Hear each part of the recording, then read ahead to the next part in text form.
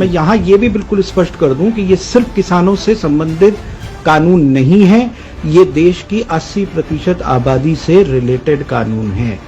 ये भ्रांति फैलाई जा रही है कि इससे सिर्फ किसानों का सरोकार है, बिल्कुल गलत है। ये किसानों का सरोकार नहीं है, ये पूरे राष्ट्र के 80% से ज्यादा जो आबादी है उसका सरोकार है। कि मान लीजिए एक पूंजीपति है, मैं किसी का नाम नहीं ले रहा, उस पूंजीपति को व्यापार करना है, भारत का जो कुल खुदरा बाजार है, उस खुदरा बाजार की जो कुल मिला के जो उसका जो साइज है वो लगभग 12,000 अरब की कुल व्यवस्था है। अब इस व्यवस्था के ऊपर अगर किसी की आंख गड़ गई है, किसी पूंजीपति की, तो वो उसको लेना चाहता है, और ये इतना बड़ा बाजार है जो कि दुनिया का सबसे बड़ा बाजार है। लिहाजा जो दुनिया की और बड़ी कंपनीज हैं उनकी भी नजर इसके ऊपर है। तो अभी हमने देखा किस तरीके से एक कंपनी के साथ एक तरफ मार्क जुकरबर्ग जो कि व्हाट्सएप के मालिक हैं, उनका एक एग्रीमेंट होता है, 55,000 करोड़ के आसपास का निवेश होता है। दूसरी कंपनी है गूगल जो कि रिलायंस जियो के साथ कॉन्ट्रैक्ट में आती है, क्योंकि जो कि रिटेल बिजनेस के अंदर आ रही है।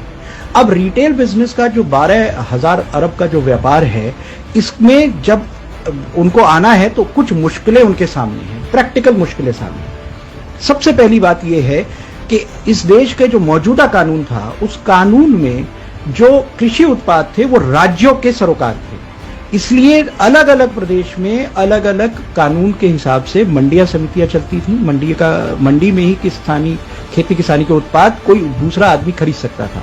यहां मैं स्पष्ट कर दूं कि किसानों को अपनी उपज बेचने से कहीं कोई रोक टोक नहीं थी, पहले से ही किसान आजाद था, वो अपने उत्पाद कहीं भी बेच सकता था राज्य की सीमाओं के अंदर।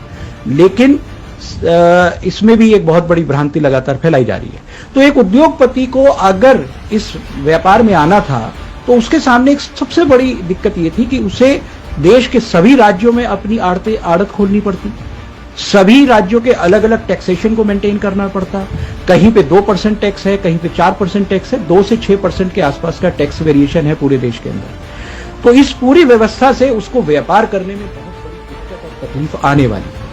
इसीलिए एपीएमसी एक्ट को डाइल्यूट किया गया। अब उस उद्योगपति को, उस व्यापारी को, उस पूंजीपति को कोई लाइसेंस कहीं लेने की जरूरत नहीं है। पूरे देश भर में से कहीं भी अपने एजेंटों को भेज के वो माल खरीद सकता है। तो ये उस व्यापार की व्यवस्था को आसान और सुलभ करने के लिए पहला एक्ट खत्म किया गया, जो कि एपीएमसी एक्ट है। अब जब उस व्यापारी ने माल खरीदना शुरू किया, तो जब उसने माल खरीदा है तो अब उसकी जो दूसरी दिक्कत है वो ये है कि मान लीजिए वो एक सीमा से अधिक माल का स्टोरेज करता है, क्योंकि जब माल पूरे देश में खरीदेगा तो स्टोरेज कैपेसिटी बढ़ेगी।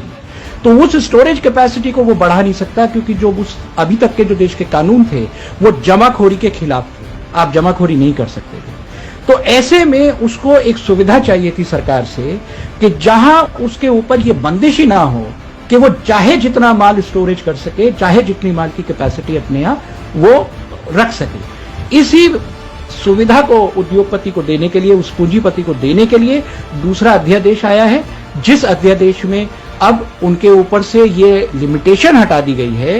ये जो एक उनके ऊपर जो एक सीमा लगा दी गई थी कि इस सीमा से अधिक आप माल स्टोर नहीं कर सकते, उस माल के स्टोरेज को खत्म कर दिया गया है। जो हम देखते हैं कि एसेंशियल कमोडिटी एक्ट को जो इस तरीके से खत्म किया है, जो कि दूसरा अध्यादेश है। अब जो उद्योगपति है, जो पूंजीपति है, वो चाहे 1 है या 50 है, हमें इससे सरोकार नहीं है, लेकिन उन पूंजीपतियों ने सबसे पहले उनको ये सुविधा दी गई कि पूरे देश में कहीं से माल खरीद सके। दूसरी सुविधा उन्हें दी गई कि जब वो माल खरीद रहे हैं तो उसको स्टोरेज कर सकें। इन दोनों के लिए 2 नए कानून हो गए।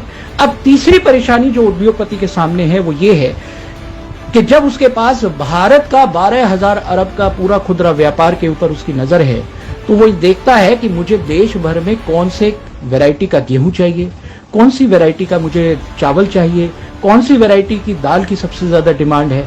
आज की स्थिति में जो भारत का आम किसान है वो अपनी मर्जी के मुताबिक अपने यहाँ अपनी क्षेत्रीय आधार पर अपनी फसलों को उगाता है। लेकिन जो नई जो परिस्थिति आ रही है, जो नया तरीके का जो पूंजीवाद की बाजार की व्यवस्था आ रही है, वो व्यवस्था उस व्यापारी के लिए ठीक नहीं है। तो किसान अपने खेत में क्या बोएगा, इस बात को लागू करने के लिए अब तीसरा अध्यादेश आया है, जो कि कॉन्ट्रैक्ट फार्मिंग के शेप में हमारे सामने है, जहां किसान को एक तरीके से ये बाध्य किया जाएगा कि वो कौन सी फसल बोए, किस तरीके का उत्पाद पैदा करे, कितनी फसल को पैदा करे। तो ये तीनों के तीनों अध्यादेश, इनका किसान से कोई लेना देना नहीं है। ये किसान को बर्बाद करेंगे और ये उद्योगपतियों के लिए, पूंजीपतियों के लिए एक नई बाजार की जो व्यवस्था है, जो नया वर्ल्ड ऑर्डर आ रहा है पोस्ट कोरोना, इसमें वो कैसे इस बड़े व्यापार को, दुनिया के सबसे बड़े व्यापार में उनकी हिस्सेदारी बड़ी कैसे हो, ये इसलिए ये सारे के सारे अध्यादेश आए।